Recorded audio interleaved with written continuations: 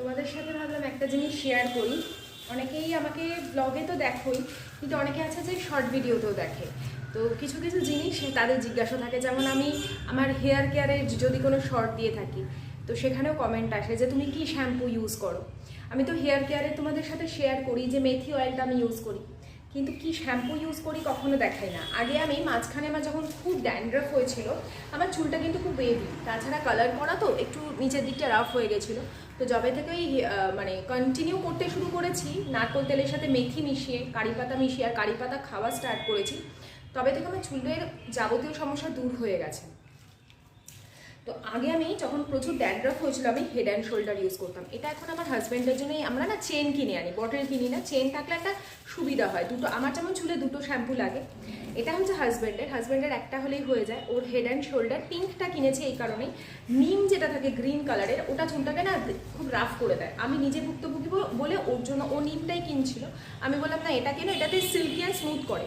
যাদের চুলে প্রচুর ড্যান্ড্রাফ হচ্ছে তারা হেড অ্যান্ড শোল্ডার রেগুলার বেসিসে, মানে যখনই শ্যাম্পু করবে, একটা হেড অ্যান্ড শোল্ডার ইউজ করলে তার সাথে একটা বেস্ট আমার কাছে মনে হয় ক্লিনিক প্লাস এগ প্রোটিন যে শ্যাম্পু, সেটা।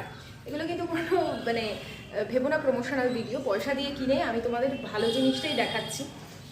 তো এটার সাথে যাদের প্রচুর ড্যান্ড্রাফ হচ্ছে তারা এটার সাথে আইদার পিঙ্ক সানসিল্ক ব্যবহার করতে পারো, অথবা ক্লিনিক প্লাস এগ প্রোটিন যেটা, সেটা ইউজ করতে পারো।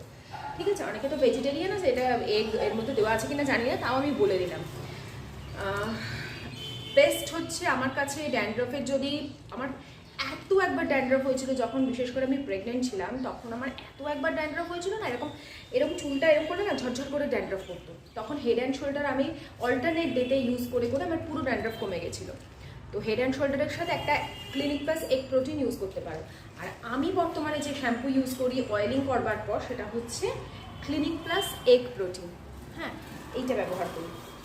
আর তার সাথে ইউজ করি ডাভ কন্ডিশনার। মাঝখানে চুল ওঠার জন্যই আমি কন্ডিশনার ব্যবহার বন্ধ করে সিরামটা শুধু ইউজ করতাম, বাট কন্ডিশনার কিন্তু মাস্ট। এখন বুঝি যে কন্ডিশনারের জন্য, মানে আমি যেগুলোতে মনে হতো চুল উঠছে সেগুলোকে স্টপ করে দিতাম। তো এখন মানে স্নান করবার সাথে সাথেই 5 মিনিটে রাখি চুলে, তারপর আবার চুলটা ওয়াশ করে তারপর সিরাম ইউজ করি। এই হচ্ছে আমার চুলের যেগুলো প্রয়োজন হয়, তোমাদের দেখিয়ে দিলাম, আশা করছি কাজে আসবে।